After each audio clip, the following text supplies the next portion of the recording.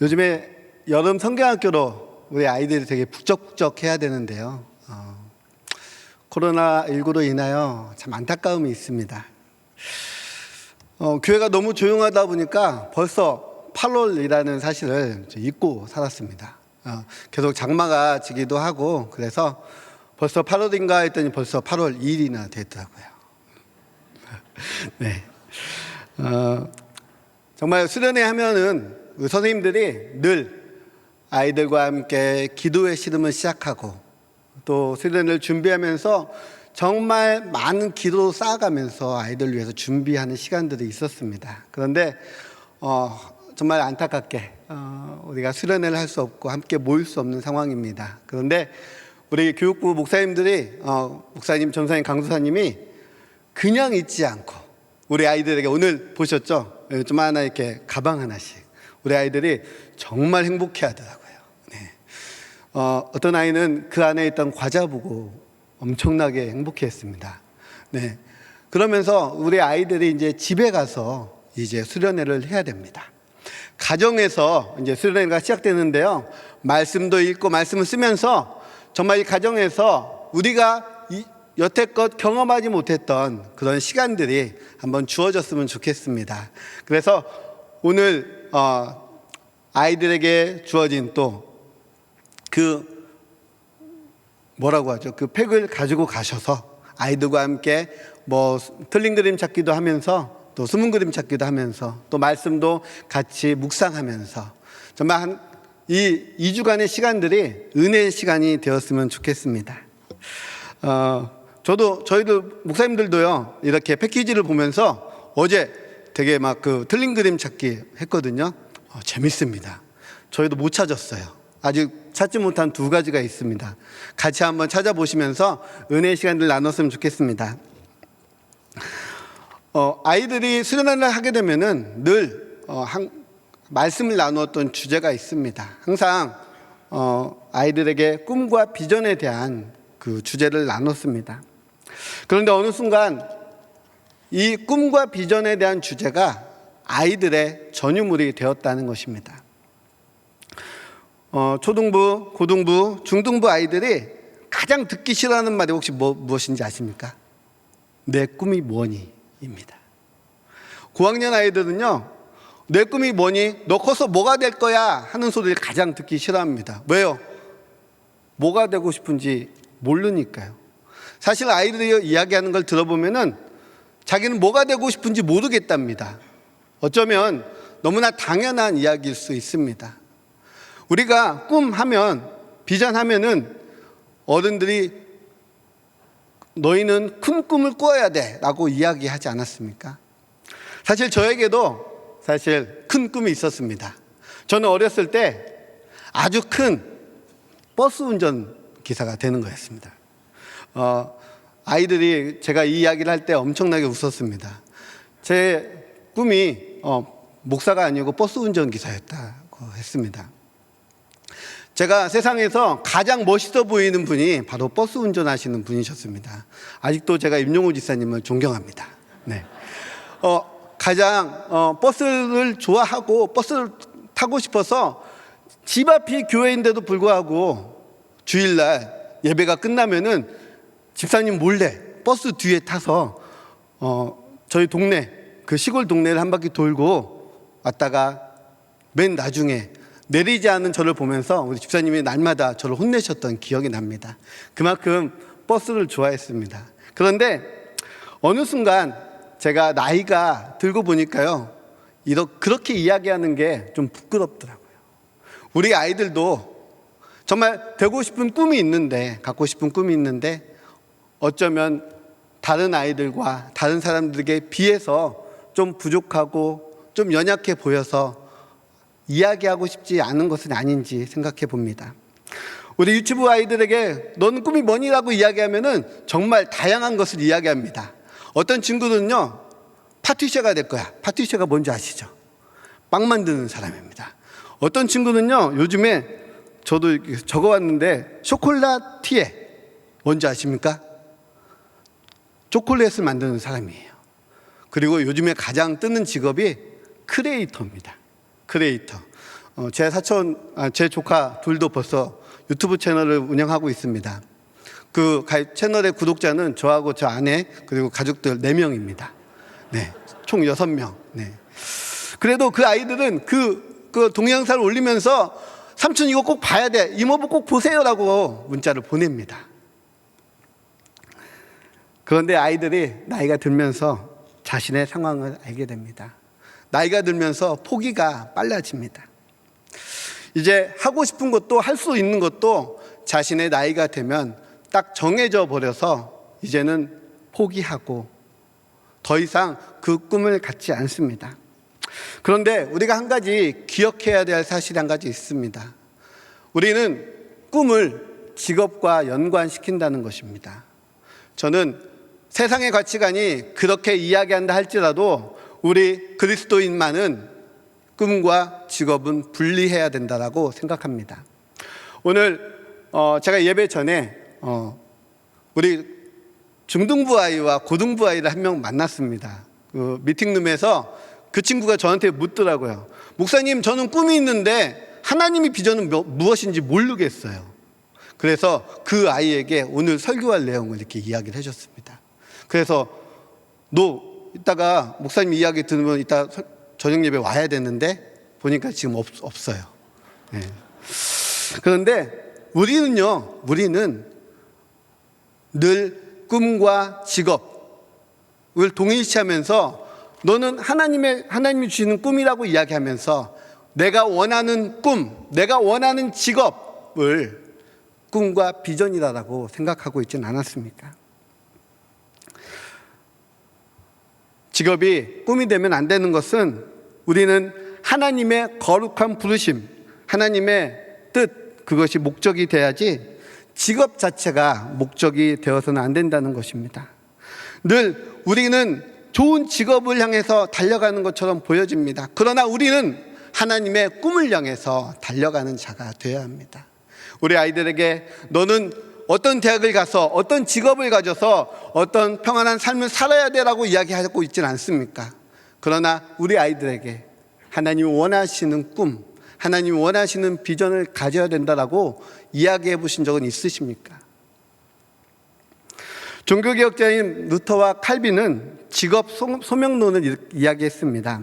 모든 직업이 하나님의 거룩한 부르심에 의한 사명이 되어야 된다는 것입니다. 직업을 갖지 말라는 이야기가 아닙니다. 내가 갖는 직업이 하나님이 부르시는 그 거룩한 소명이 되어야 된다는 것입니다. 좋은 대학을 가야 됩니다. 좋은 직업을 가져야 됩니다. 좋은 대학 가지 말라는 이야기가 아닙니다. 좋은 직업 갖지 말라는 이야기가 아닙니다. 좋은 대학을 가서 좋은 직업을 가져서 그 다음에 너가 무엇을 할 것인가? 하나님의 나라를 위하여, 하나님의 그 뜻을 위하여 내가 무엇을 할 것인가? 우리 자녀들이 또 우리가 알아야 된다는 것입니다. 제가 서두에 말씀드렸습니다. 우리 자녀들에게, 우리 어린 아이들에게만 꿈에 대해서 이야기합니다. 그러나 저는 하나님의 꿈, 하나님의 비전은 어린 아이들에게만 국한되어 있는 것이 아니다라고 생각합니다. 바로 이 자리에 앉아 계신 우리 성도님들, 하나님이 원하시는 꿈을 꾸어야 되며 하나님이 원하시는 비전을 가져야 된다고 생각합니다. 오늘 이 자리에서 한번 옆에 분에게 한번 물어보십시오. 가장 친근한 분에게 당신은 꿈이 무엇입니까? 한번 물어보세요.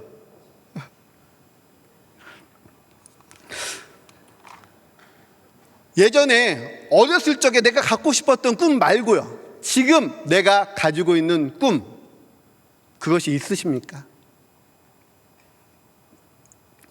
나는 가정에서 그냥 아이들을 돌보고 있는데요, 저는 그냥 하나님을 예배하고 그냥 찬양하고 예배자의 삶에 사는 것이 그냥 좋습니다. 나는 배운 것이 없고 지식도 없어서 아무것도 할 수 없습니다. 우리가 세상적 가치관, 세상적 기준으로 본다면 정말 아무것도 할 수 없는 그런 위치입니다. 그러나 하나님의 관점에서, 하나님 원하시는 그 꿈의 비전의 관점에서 보면은 우리는 기도자이며 예배자이며 중보의 사명자라는 것입니다. 우리에게 하나님이 놀라운 꿈을 주셨어요. 나이가 많아서? 아니요. 나이가 많더라도, 나의 육체가 연약해서 육체가 연약하더라도, 내가 배운 것이 없다고 해도 하나님은 낮은 자를 높게 쓰시며 약한 자를 강하게 하시는 분이십니다. 하나님은 우리를 그렇게 사용하는 분이십니다. 하나님의 나라를 위한 그것이 바로 우리의 꿈이자 비전이자 사명입니다. 그래서 꿈, 비전이라는 단어가 그냥 아이들의 전유물이 아니라 우리 모든 성도님들이 날마다 하나님으로 인하여 꿈꾸고 하나님으로 인하여 비전을 갖는 귀한 성도님들이 되셨으면 좋겠습니다. 제가 청년 시절 다니던 교회에서 늘 예배의 자리에 맨 앞자리에 앉으셨던 권사님이 한 분 계셔요. 90세가 넘으셨어요. 이제 지금은 하나님의 부르심을 받고 소천하셨습니다. 그분이 늘 저에게 하시던 말씀이 있습니다. 내 사명은 바로 기도하는 거야. 내 사명은 바로 예배하는 거야. 어쩌면 우리는 너무나 당연하다라고 이야기하고 너무나 중요하지 않다라고 이야기하는 사명이지만 그분의 사명, 그것을 기쁘게 행하는 자, 하나님의 꿈이 있는 자였습니다. 제가 나이가 들고 제가 목사가 되어서 보니까 그 권사님의 그 꿈이 얼마나 아름다운지요. 권사님의 그 꿈이 얼마나 소중한지요. 목사님을 위해서 또 많은 성도들을 위해서 기도하는 자리에 섰다는 것입니다. 사랑하는 성도님들, 여러분의 꿈은 무엇입니까? 다시 한번 이 시간 말씀을 통하여 우리의 꿈과 비전을 다시 한번 생각해 보며 나는 어떤 사명을 받았는지, 내게 주어진 사명이 무엇인지 다시 한번 발견하는 귀한 오늘 시간 되었으면 좋겠습니다. 오늘 말씀의 내용은요, 요나서의 말씀입니다. 제가 코로나가 있기 전에 바로 수요 예배 때 요나서 말씀을 하기도 되어 있었거든요. 그런데 한 6개월 동안 예배를 드리지 못하면서 제가 준비했던 순서가 넘어갔어요. 그래서 목사님들이 저한테 이렇게 이야기하셨거든요. 저 6개월 동안 묵혀둔 설교라고. 아닙니다. 6개월 동안 묵혀둔 설교가 아니라 다시 또 말씀을 다시 한번 상고하면서 준비한 설교입니다. 요나서 1장 1절 말씀 같이 한번 읽도록 하겠습니다. 같이 한번 읽겠습니다. 시작. 여호와의 말씀이 아미떼의 아들 요나에게 임하니라 이르시되. 아멘. 요나는 선지자입니다. 선지자에게 가장 귀한 사명은 하나님의 말씀을 전하는 것입니다. 그 시작이 바로 하나님의 말씀이 임하는 것입니다. 우리는 그것을 소명이라 이야기합니다. 대부분의 선지서가 이렇게 시작합니다.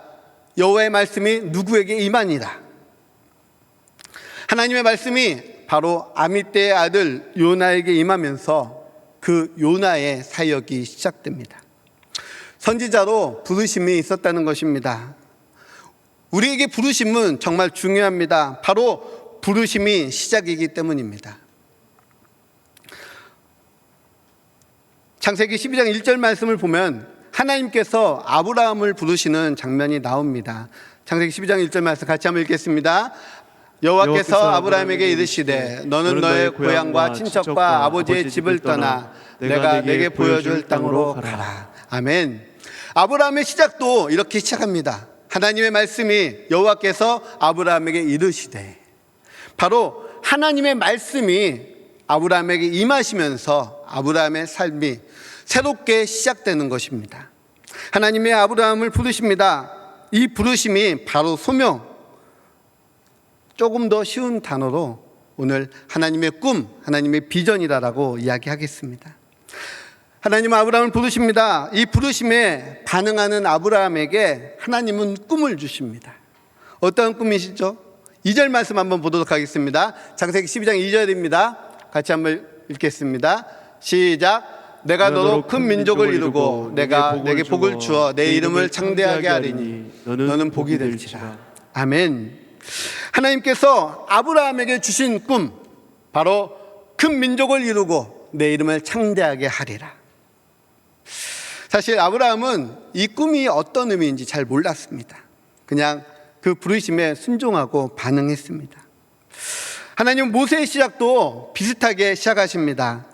출애굽기 3장 10절 말씀입니다. 같이 한번 읽겠습니다. 시작. 이제 내가 너를 바로에게 보내어 너에게 내 백성 이스라엘 자손을 애굽에서 인도하여 내게 하리라. 아멘. 하나님의 말씀이 바로 모세에게 임하는 것입니다. 하나님은 모세에게 이스라엘 자손을 구원할 계획을 심어 주십니다. 바로 하나님의 꿈, 하나님의 계획을 모세에게 심어 주시는 것입니다. 그를 통하여 이루겠다 말씀하시고 놀라운 꿈과 비전을 주시는 것입니다. 그런데 모세의 반응은 어떻습니까? 바로 그 다음 절에 모세의 반응이 나옵니다. 11절 말씀 같이 읽겠습니다. 모세가 하나님께 아뢰되 내가 누구이기에 바로에게 가며 이스라엘 자손을 애굽에서 인도하여 내리이까. 아멘. 자신의 상황과 처지를 보면 정말 과거와는 비교할 수 없는 상황입니다. 하나님, 내가 누구이기에, 내가 어떤 자이기에. 그 말은 하나님 왜 저를 그 찰나갔었던 때에, 힘이 있었던 때에 부르지 아니하시고 왜 지금 가장 보잘것없는 자리에, 늙어버린 이 자리, 이 모습으로 있을 때 부르십니까? 저는 그냥 양치기입니다. 저는 그냥 도망자일 뿐입니다. 그럼에도 불구하고 하나님의 말씀은 그에게 임하시고 그에게 꿈을 주십니다. 하나님은 꿈과 비전을 주실 때 말씀을 통하여 주신다는 사실을 기억해야 합니다. 저는 늘 요엘서의 말씀이 그 내용이 되게 궁금했습니다. 요엘서 2장 28절 말씀인데요, 우리 같이 한번 읽도록 하겠습니다. 그 후에 내가 내 영을 만민에게 부어주리니 너희 자녀들이 장래일을 말할 것이며 너희 늙은이들은 꿈을 꾸며 너희 젊은이들은 이상을 볼 것이며. 아멘. 우리 찬양 가사로도 너무나 잘 아는 내용이죠. 자녀들은 예언을 하고 젊은이들은 이상을 보며 너희 늙은이들, 아비들은 꿈을 꾸리라. 여기서 말하는 예언, 이상, 꿈, 사실 이것은 미래일을 이야기하거나 새로운 것을 이야기하는 것이 아닙니다. 바로 하나님의 말씀이 임하는 것입니다. 자녀들에게, 젊은이들에게, 우리 아비들에게 하나님의 말씀이 임한다는 이야기입니다. 주의 영이 임하시면. 꿈도 마찬가지입니다. 꿈도 하나님의 말씀을 통하여 선포되어집니다. 다시 말해서 꿈은 하나님의 말씀이 선포되어지는 통로라는 사실입니다. 하나님 우리에게 꿈을 주실 때, 사명을 주실 때 말씀을 통해 주신다는 사실 분명 기억해야 합니다. 제가 신학 공부를 하기 전에 직장 생활을 좀 했습니다. 제가 다녔던 회사는 아파트를 관리하는 회사예요. 제가 이렇게 보여도 제가 변기도 잘 고치고 세면대도 잘 고치고, 네, 정말 많은 일들을 했습니다. 그런데 제가 한 집에 세면대가 고장이 나서 세면대를 하나 사들고 방문을 했습니다. 한 어르신 한 분이 계시더라고요. 집에 딱 들어갔을 때 딱 분위기가 교회 다니시는 권사님인 거예요. 나이 많으신 원로 권사님. 제가 열심히 세면대를 고치고 이제 제가 그 일을 마치고 나니까 음료수 한 잔 주시더라고요. 그러면서 혹시 제가 이렇게 여쭙습니다. 혹시 권사님이세요? 라고 물어봤더니 아니요, 저는 사모입니다 라고 이야기하시더라고요. 제가 사모님이란 이야기를 듣고 제가 궁금했어요. 그럼 목사님은 어디 계세요? 그랬더니 15년 전에 하늘나라 가셨다라고 얘기하시더라고요. 그러면 이제 목사님에 대한 이야기를 하십니다. 목사님이 목사로 임직을 받으면서 하나님께서 주신 사명이 있었습니다. 바로 20개의 교회를 개척하겠다는 거예요. 한 개의 교회를 개척하는 것도 힘든데 자신의 평생 목회 사역을 통하여 20개의 교회를 개척하겠다라고 작정하시고 기도하셨다라고 이야기하십니다. 그러면서 한 마을에 가셔서 교회를 개척하시고 그 교회가 성장하면은 다른 곳에 가셔서 교회를 개척하시고 이렇게 15개의 교회를 개척하시고 마지막 15번째 교회에서 정년을, 은퇴를 앞두시고 소천하셨어요. 너무나 안타까웠습니다. 그래서 아니 사모님, 목사님이 20개의 교회를 개척하시겠다고 작정하셨는데 그러면 5개는요? 제가 그렇게 물어봤어요. 네, 묻지 말았어야 되는데. 네. 그런데 그 사모님이 이렇게 말씀해 주시는 거예요. 목사님이 개척하신 그 3교회 중에 그 15개 교회 중에 3교회가 자립해서 또 새 교회를 개척했습니다. 그리고 또 다른 교회들이 지금 개척 준비를 하고 있습니다. 그래서 지금 15년이 지난 지금 20개의 교회가 완성되고 있다는 거예요. 저는 깜짝 놀랐습니다. 하나님이 이렇게도 일하시는구나. 하나님이 그 목사님에게 꿈을 주셨는데 우리는 제 짧은 생각에는 목사님이 꿈을 이루지 못하시고 그냥 돌아가셨구나라고 생각했습니다. 그러나 하나님은 놀라운 방법으로 그 꿈을 이루어 가셨습니다. 하나님은 말씀으로 꿈을 이루어 주십니다. 나에게 말씀이 주어진다는 것은, 나에게 사명이 주어진다는 것은 바로 내 삶이 다시 한번 시작점에 서 있다는 것입니다. 말씀이 내 삶에 임하면 우리는 이전의 삶을 살 수 없습니다. 나에게 사명이, 나에게 하나님의 꿈이, 하나님의 비전이 임하면 그 이전의 삶을 더 이상 살 수 없는 것입니다. 왜요? 내 삶이 새로운 시작점에 있기 때문에 그렇습니다. 그래서 내 생각과 내 삶의 방식, 내 계획이 달라질 수밖에 없습니다. 하나님이 원하시는 대로, 하나님이 이끄시는 대로. 내 삶이 달라지지 않았다. 내 삶이 그대로다. 그러면은 진짜 하나님의 꿈이 내 삶 가운데 임했는지 한번 점검해 보셔야 됩니다. 혹시 내 삶에 말씀이 임한 척을 하고 살고 있지는 않은지 생각해 봐야 한다는 것입니다. 아브라함은 그 꿈이 임했을 때 고향을 떠났습니다. 그가 살았던 지역이 힘들어서가 아닙니다. 가난해서가 아닙니다. 어디로 가라고, 누구를 만나라고 알려주지 않았지만 그냥 떠났습니다. 믿음으로였습니다. 많은 선지자들의 삶 가운데 하나님의 말씀이 임했을 때도 마찬가지였습니다. 하나님의 말씀이 임했을 때 어쩌면 지금 내가 처한 환경보다 더 험악하고 더 혹독한 환경 가운데 가야 할지 모릅니다. 그러나 그 자리가 어디이든지 그 상황이 어떠하든지 선지자들은 말씀을 들고 그 자리로 달려갔습니다. 하나님의 꿈을 받은 자, 하나님의 꿈을, 비전을 받은 자는 그 상황이 어떠하든지 그곳을 향해 달려가는 자입니다.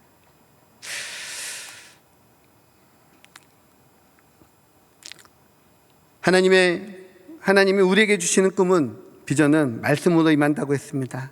말씀으로 임해야 그 꿈이, 그 비전이 변하지 않는다는 것입니다. 상황이나 환경으로 얻어지는 것은 그 상황이나 환경이 변하면 달라지게 되어 있습니다. 내가 돈을 갑자기 많이 벌어서 내가 무엇인가 해보겠다, 주님을 위해서 무엇인가 해보겠다 결단하신 분들은 내가 돈이 없어지면 내가 무엇을 할 수 있을까? 내가 무엇을 할 수 있을까라고 하면서 좌절하고 무너지게 되어 있습니다. 오직 말씀으로 우리의 꿈이 임했을 때만이 하나님은 영원토록 변함없으시며 그 변함없는 일들을 우리 가운데 행하십니다. 하나님 말씀이 요나에게 임했습니다. 1장 3절 말씀 한번 보도록 하겠습니다. 같이 읽겠습니다. 시작. 그러나 요나가 여호와의 얼굴을 피하려고 일어나 다시스로 도망하려 하여 욥바로 내려갔더니 마침 다시스로 가는 배를 만난지라. 여호와의 얼굴을 피하여 그들과 함께 다시스로 가려고 배삭을 주고 배에 올랐더라. 아멘. 하나님의 말씀이 임했는데 요나의 반응이 다른 선지자들과 같지 않습니다. 하나님의 부르심이 있었습니다. 그것이 하나님이 요나에게 주신 꿈과 비전입니다. 그러나 요나는 그 꿈과 비전의 정반대편으로 달려갔습니다. 우리가 요나에 대해서 이야기하면서 늘 이런 이야기를 합니다. 불순종, 불순종의 대명사, 불순종의 아이콘이 되어버린 거죠. 요나가 하나님의 낯을 피하여 하나님의 얼굴을 피하여 도망합니다. 그 이유는 바로 요나에게 주어진 하나님의 꿈, 하나님의 비전 때문입니다. 너는 일어나 저 큰 성읍 니느웨로 가서 그것을 향해 외치라. 내 악독이 내 앞에 상달되었음이니라 하시니라. 하나님께서 그 니느웨 성읍에 가서 그 죄악을 선포하고 그들을 회개케 하라라고 말씀을 주셨습니다. 사실 요나가 활동하던 시대는 이스라엘이 부강했던 시대입니다. 바로 이 니느웨, 이 아수르가 바로 이스라엘과 나라를 접하고 있었기 때문에 이스라엘이 부강하면 아수르는 약해 있었습니다. 그리고 아수르가 강해지면 이스라엘이 약해 있었던 때입니다. 그렇기 때문에 계속 반복되는 전쟁과 반복되는 괴롭힘이 있었다는 것입니다. 그런데 하나님이 그냥 이방도 아니고 그 원수와 같은 이방, 바로 니느웨에 가서 하나님의 말씀을 전하라 말씀하십니다. 사실 요나에게는 그들이 어떻게 되든지, 그들이 하나님의 심판을 받든지 말든지 그 마음 가운데 그 백성을 사랑하는 마음이 없었습니다. 어쩌면 그 대적의 나라, 그 니느웨 한복판에서 하나님의 말씀을 선포한다는 사실이 어쩌면 어려운 일일 수도 있습니다. 자신의 목숨을 내어놓는 그런 일이 되어버릴 수 있다는 것입니다. 그래서 요나는 하나님의 부르심에 상식적으로 자신의 생각대로 반응합니다. 도망하는 것입니다. 하나님의 얼굴을 피하여 도망합니다. 그래서 배의 가장 낮은 곳, 가장 밑바닥으로 도망합니다. 하나님은 우리가 이해할 수 없는 그런 소명을 주시기도 합니다. 우리가 잘 아는 호세아 선지자, 그 호세아 선지자에게 주신 소명이 무엇입니까? 호세아서 1장 2절 말씀 같이 한번 읽도록 하겠습니다. 같이 읽겠습니다. 시작. 여호와께서 처음 호세아에게 말씀하실 때 여호와께서 호세아에게 이르시되 너는 가서 음란한 여자를 맞이하여 음란한 자식들을 낳으라. 이 나라가 여호와를 떠나 크게 음란함이니라 하시니. 아멘. 음란한 여인을 맞이하여 음란한 자녀들을 낳으라. 단순히 자녀를 낳고 결혼하는 문제가 아닙니다.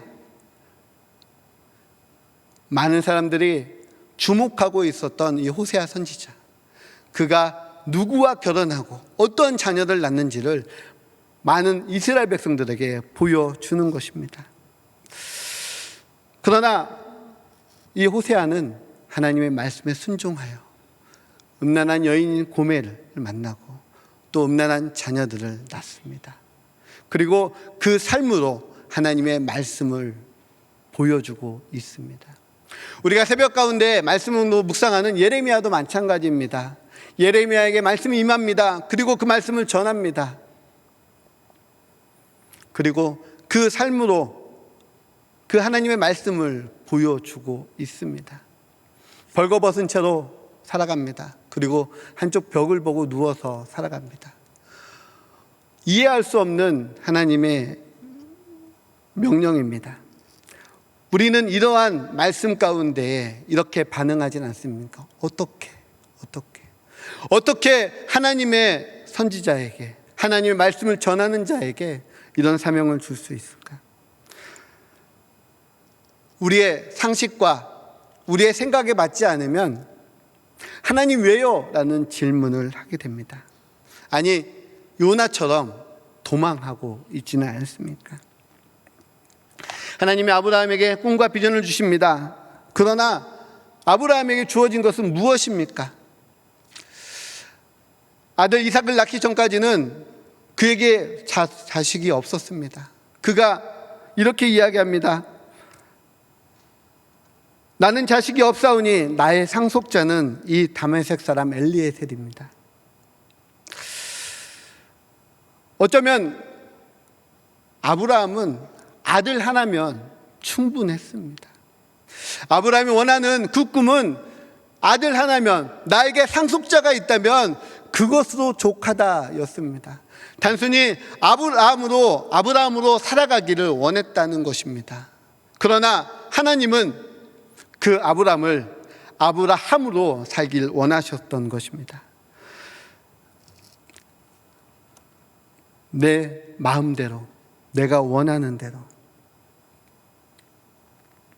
상식적으로 생각하고 이 정도면 됐지라고 하는 이 마음 가운데에는 내 마음대로, 내 생각대로라는 뜻이 담겨 있습니다.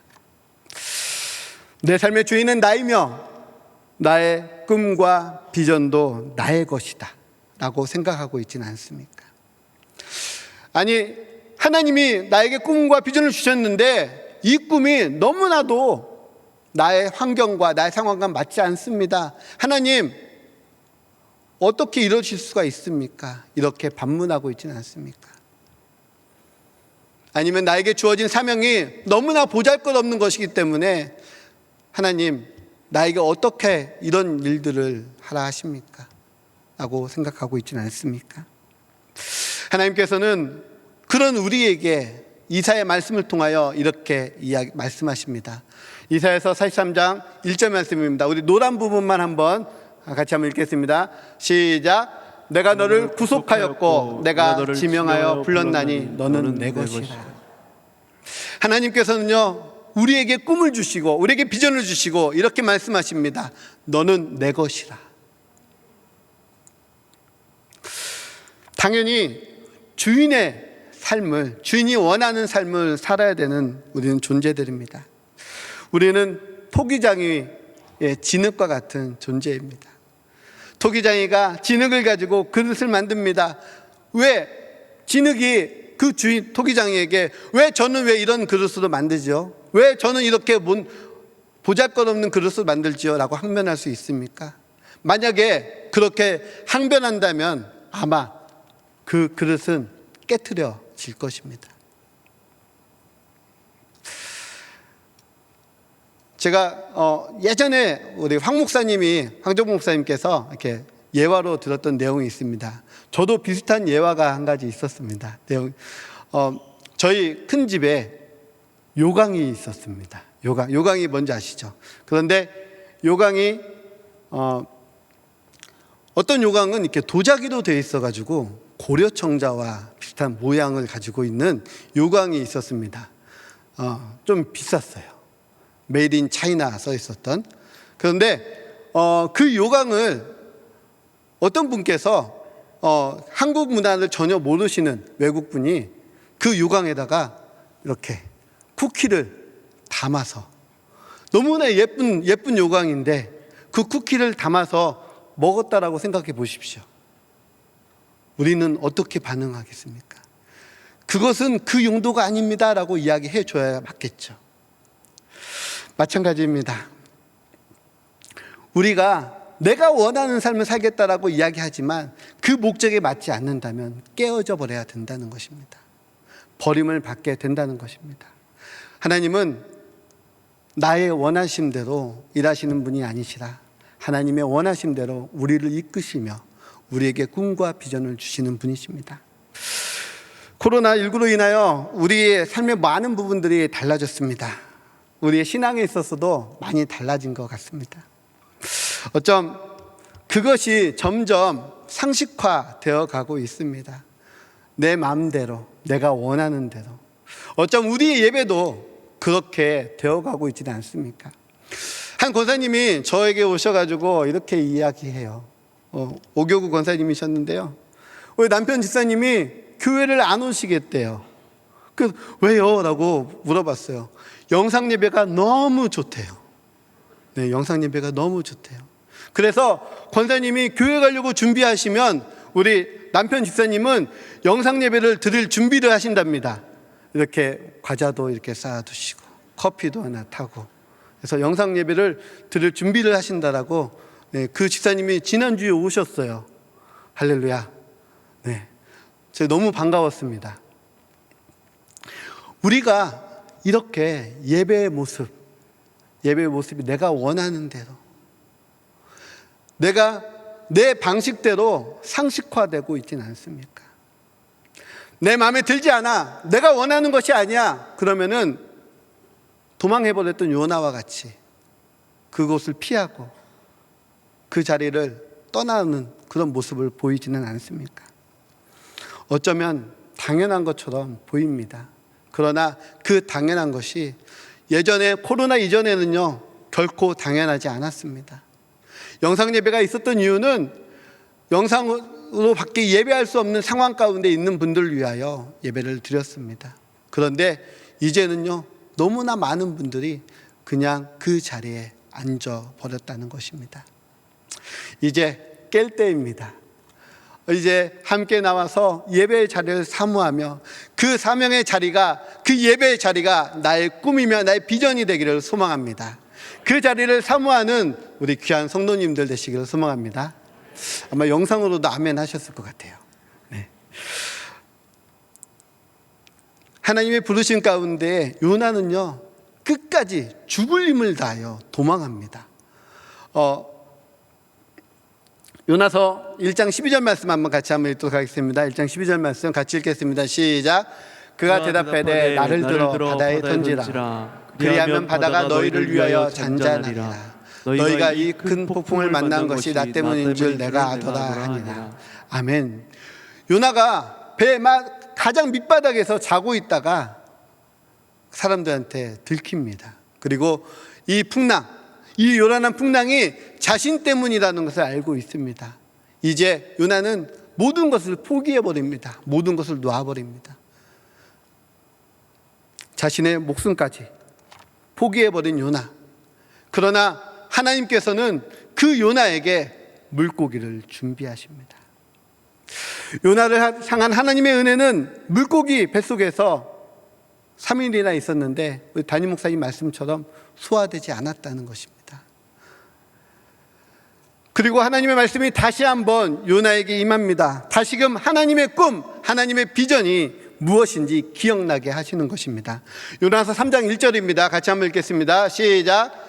여호와의 말씀이 두 번째로 요나에게 임하니라. 이르시되 2절까지요. 일어나 저 큰 성읍 니느웨로 가서 내가 내게 명한 바를 그들에게 선포하라 하신지라. 아멘. 하나님의 꿈, 하나님의 비전이 다시 한번 요나에게 선포되어집니다. 그리고 요나는 니느웨 성으로 가게 됩니다. 그런데 요나는 참 우리 모습 같아요. 얼마나 툴툴거렸는지 3일 동안 3일 길을 걸어야 한 바퀴를 도는 그 니느웨 성을 하루 돌면서 40일 후면 니느웨 성이 멸망한대 라고 하나님의 그 말씀을 선포합니다. 그런데 대충 전했던 그 복음의 메시지가 놀라운 변화를 가져오는 것입니다. 하나님이 그 요나의 그 툴툴거리면서 전했던 그 메시지를 통하여 니느웨가 회개하게 만드십니다. 40일 후면 멸망당한다라고 이야기했던 성읍이 하나님의 은혜로 구원을 받습니다. 그런데 요나는요, 성을 내면 싫어합니다. 가장 좋은 자리에서 니느웨 성이 멸망하는 모습을 보려 했는데 그것이 아니라 하나님이 그 땅을 용서하신다는 거예요. 하나님께서는 이렇게 말씀하십니다. 요나서 3장 11절 말씀입니다. 4장 11절 말씀입니다. 노란 부분만 같이 한번 읽겠습니다. 시작. 내가 어찌 아끼지 아니하겠느냐 하시니라. 아멘.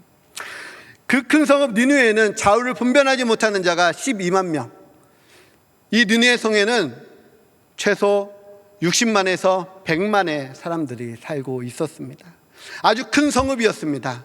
그런데 그 큰 성읍이 하나님께 회개하고 돌아오자 하나님께서 그들을 아끼시고 그들에게 구원의 은혜를 베푸십니다. 그런데 요나는 그것이 마음에 들지 않았습니다. 왜 하나님 말씀대로 그 악한 자들, 그 죄악 가운데 있는 자들 심판하지 않으십니까?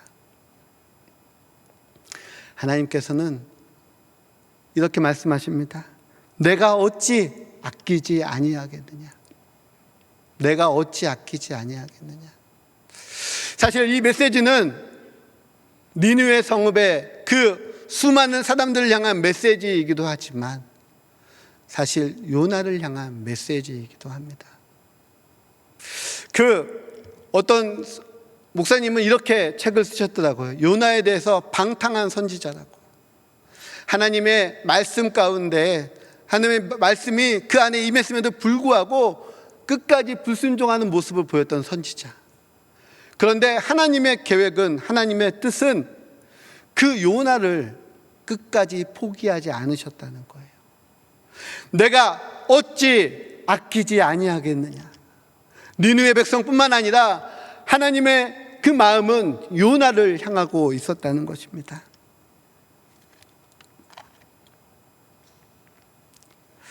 하나님의 말씀이 내 삶에 들어오면 좋아해야 되는데 어떻습니까? 하나님의 말씀이 내 삶 가운데 오면 불편합니다.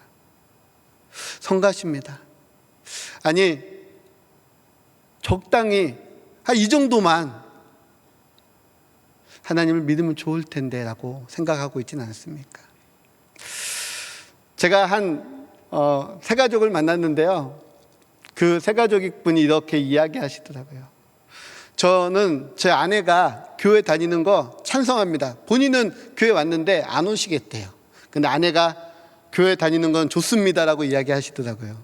그러면서 교회 광신자는 되지 않으셨으면 좋겠다고. 광신자. 사실 그분의 표현을 보면요, 여기 모이신 우리 성도님들은 다 광신자예요. 네, 이 비 오는 이 주일 저녁에 이렇게 예배 자리에 온 하나님이 우리 가운데 임하시면 우리 삶이 복이어야 합니다. 하나님 말씀이, 하나님의 비전이 우리 가운데 임하면 우리의 삶이 복으로 바뀌어야 합니다. 저는 이번 주 금요철의 말씀 가운데 담임 목사님께서 말씀하신 오벳에돔에 대한 말씀이 너무나 은혜가 되었습니다. 오벳에돔은 사실 성경에서 그렇게 중요한 비중을 차지하는 인물은 아닙니다. 그런데 그가 왜 복을 받았을까? 이 말씀을 듣기 전까지 그것에 대해서 잘 생각해 보지도 않았습니다. 하나님의 언약궤가 아비나답의 집에 오랜 시간 있었습니다. 거의 방치되어 있었습니다. 아비나답의 가족들 그리고 그 아들들이 언약궤를 섬기는 일을 했습니다. 그런데 그 자녀들의 마음, 그 가족들의 마음에는 늘 언약궤에 대한 부담이 있었다는 것입니다. 거추장스럽고 부담스럽고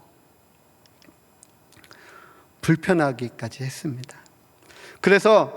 그런데 이 언약궤가 다시 예루살렘으로 옮겨지는 과정 가운데 우사가 그곳에서 죽게 됩니다. 한순간의 실수였을까? 아닙니다. 늘 부담으로 이 언약궤를 천덕꾸러기처럼 여겼던 그 우사의 마음 가운데 그 마음의 중심을 보셨다는 것입니다. 반면 오벳에돔은 어떻습니까?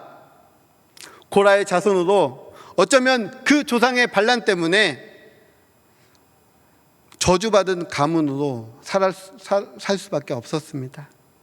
그리고 하나님의 성전을 섬기는 일에 직임을 받았지만 그 일로부터 멀어져 있었다는 것입니다. 아마 그들은 날마다 주의 전을 사모하며 그 직임을 사모했습니다. 그리고 3개월 동안 그 오벳에돔의 집에서 그 언약궤가 머무는 동안 하나님께서는 그 오벳에돔의 집에 놀라운 복을 주십니다. 바로 그 축복이 무엇입니까? 그 직분, 그 직임을 다시 회복해 하시는 것입니다. 하나님이 그들에게 그 꿈과 비전을 다시 한번 회복하게 하시는 것입니다. 그들이 원했던 것들, 그들이 원했던 삶, 어쩌면 성전 문지기로 살아도 좋겠다라고 그렇게 고백했던 그 오벳에돔의 가문들의 이제 하나님을 찬양하는 자로, 하나님의 성전의 직분을 맡은 자로 다시 한번 세움을 받았다는 것입니다. 얼마나 놀라운 일입니까? 얼마나 놀라운 은혜입니까? 하나님은 우리에게 늘 이렇게 은혜로 함께 하십니다. 끝까지 포기하지 않으신다는 것입니다. 하나님의 그 직분을 사모했던 오베데돔의 집, 끝까지 그 사명을 사모했던 그 집 가운데 놀랍게 그 비전과 꿈을, 그 직임을 회복해 주셨습니다. 하나님은 그 오늘 말씀, 요나의 말씀을 보면서 다시 한번 요나의 삶 가운데에서도 그 하나님의 꿈, 하나님의 비전을 회복하기를 원하셨습니다. 니느웨 백성들도 사랑하지만 요나를 끝까지 포기하지 않으시고 사랑한다는 사실입니다. 하나님의 관심은 늘 우리에게 있습니다. 나에게 있습니다. 하나님의 말씀은 늘 나를 향하고 있다는 사실입니다. 그래서 그 말씀을 통하여 하나님은 우리에게, 나에게 꿈과 비전을 주십니다. 가끔 우리는 이런 생각을 합니다. 이 말씀은 우리 남편이 들어야 되는데, 이 말씀은 우리 집사님이 들어야 되는데, 이런 생각하지 않으십니까? 아닙니다. 하나님의 말씀은 나를 향하십니다. 내가 들어야 되는 말씀입니다.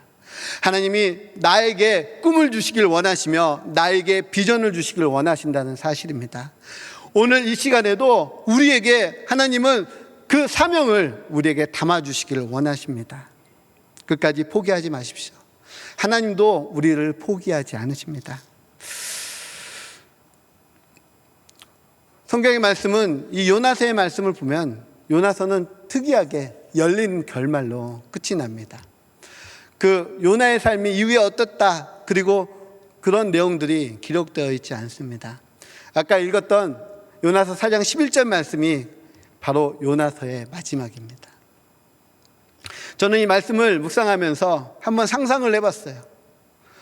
이 이후의 요나의 삶이 어땠을까? 아마 요나는 니느웨에서 다시 예루살렘으로 돌아오는 긴 거리를 혼자 터벅터벅 걸어왔었을 것입니다. 그 길을 걸어오면서 아마 투덜투덜 댔을 수도 있습니다. 하나님이 나에게 어떻게 이러실 수가 있지? 그런데 저는 이 요나서의 말씀을 성경에 기록되어 있지 않지만 제 상상으로 하나님께서 이 걸어오시는 길 가운데에서 내가 어찌 아끼지 아니하겠느냐, 이 말이 계속 맴돌게 하셨을 것 같아요. 내가 어찌 아끼지 아니하겠느냐. 이 말씀은 니느웨 백성을 향한 말씀이기도 하지만 요나를 향한 말씀이기도 합니다. 요나를 향한 이 말씀이라는 사실입니다. 하나님은 끝까지 요나가 사명을 놓아버린 선지자가 되길 원치 않으셨습니다. 그래서 내가 어찌 아끼지 아니하겠느냐. 요나를 향한 말씀이라는 사실입니다. 어디까지나 이 말씀은 성경에 기록되어 있지는 않습니다. 제 상상입니다. 그러나 하나님께서 요나를 통하여 이렇게 일하셨을 거라, 또 우리를 통하여 이렇게 일하실 거라 생각이 됩니다. 하나님이 우리를 향하여 꿈을 주십니다. 우리를 향하여 비전을 주십니다. 그러면서 이 꿈과 비전을 끝까지 포기하지 않기를 원하십니다. 하나님이 우리를 너무나 아끼시기 때문에 그렇습니다. 우리는 늘 이렇게 이야기합니다. 우리의 자녀들이 하나님의 기대였으면 좋겠다고. 우리의 자녀들의 삶이 하나님이 원하시는 삶이었으면 좋겠다고. 그런데요, 여러분의 삶은 어떻습니까? 저는 우리 성도님들 한 분 한 분의 삶이 하나님의 기대였으면 좋겠습니다. 저는 우리 성도님들 한 분 한 분의 삶이 하나님이 원하시는 삶이었으면 좋겠습니다. 하나님이 늘 나를 향하여 어찌 아끼지 아니하겠느냐라고 말씀하시면서 나를 향한 그 끝없는 사랑을 보여주시는 그 삶, 그리고 나를 향하여 주시는 그 비전과 꿈을 놓지 않는 삶, 그런 삶이 우리 성도님의 삶이 되시길 원합니다. 우리 자녀들의 삶도 마찬가지죠. 우리 자녀들의 삶도 그런 삶이 되길 원합니다. 저에게 꿈이 있습니다. 마틴 루터 킹 목사님이 마지막 설교 때 이렇게 말씀하셨어요. I have a dream. 제가 영어를 하면 우리 고등부 때 아이들이 되게 싫어했어요. 발음이 좀 촌스러워가지고. 우리 한번 이렇게 얘기 한번 해볼까요? I have a dream. 나에게는 꿈이 있습니다. 하나님이 우리로 하여금 꿈꾸게 하십니다. 하나님이 우리로 하여금 비전을 갖게 하십니다.